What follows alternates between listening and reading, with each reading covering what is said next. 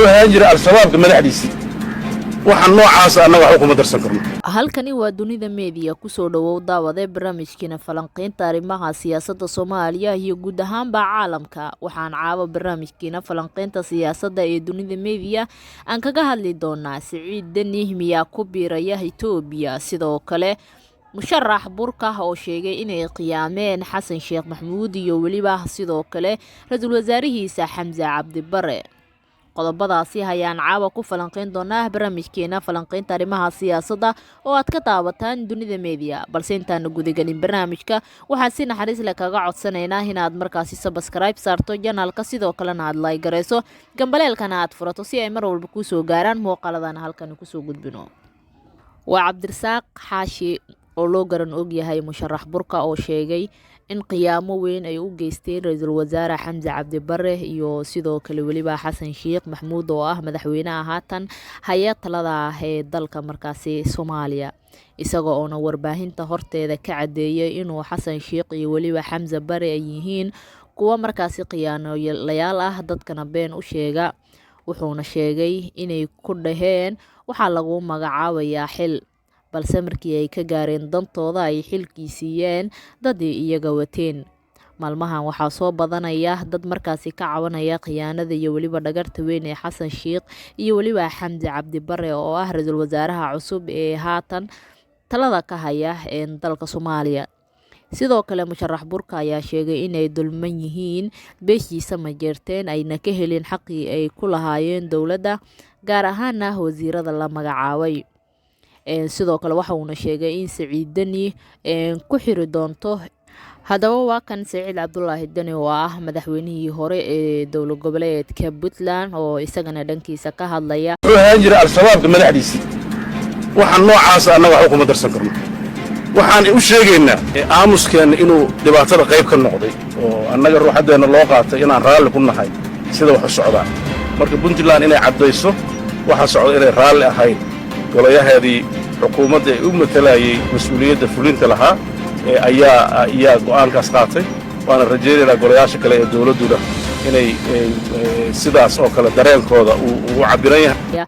dulmiga iyo waliba wax isdabamariska ay wadaan Xasan Sheekh Maxamuud iyo waliba Xamza Cabdi Barre oo ah ra'iisul wasaaraha cusub ee xukuumadda federaalka Soomaaliya, isagoona markaasi sheegay inaysan raalli ka ahayn marnaba aysan qaadan doonin in kuraastooda markaasi la siiyo dad aan xaq u lahayn, isagoo markaasi sheegay in ay doonayaan inay markaasi helaan kuraastii ay ku lahaayeen dowladda. hase yeeshee Xasan Sheekh Maxamuud iyo sidoo kale ra'iisul wasaarihiisa iyo kuwa isaga garabka u ah ayaa waxay doonayaan inay isdaba maris ku sameeyaan kuraasta xukuumadda cusub ee haatan la dhisayo, iyadoona golaha shacabka iyo qaar ka mid ah maamul goboleedyada ku-xigeenadooda ay arrintaasi aad uga soo horjeesteen.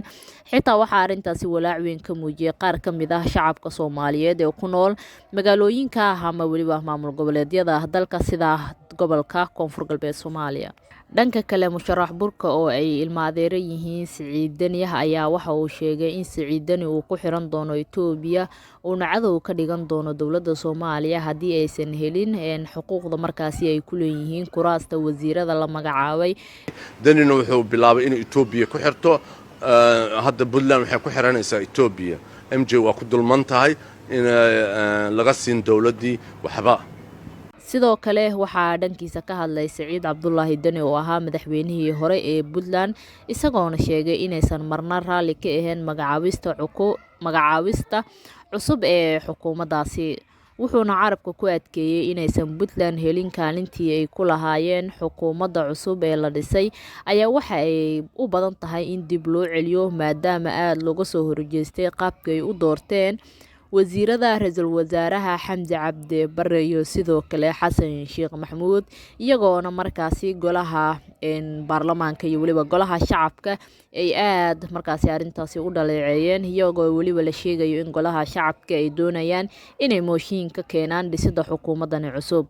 haddaba waa kan Siciid Deni oo isaga ka hadlaya ka xumida markaasi uu ka xun yahay qaabka markaasi loo magacaabay isla markaasina loo doortay xukuumadda cusub oo markaasi dhisay ra'iisul wasaare Xamza Cabdi Barre, isla markaasina wasiirada loo magacaabay in lagu dhiso xukuumadda aysan iyaga ka helin kuraastooda. waa tahay daawadayaal guud ahaan intaasi ayaanu kusoo afmeeraynaa barnaamijkeena falanqeynta siyaasadda dalka iyo weliba guud ahaan caalamka oo aad ka daawanayseen dunida media. fadlan haddii aad ku cusub tahay janalka subscribe saar, sidoo kale like garee, gambaleelkana furo si uu kusoo gaaro muuqaalada markaasi aan kusoo gudbino dunida media ay u badan tahay falanqeynta arrimaha siyaasadda.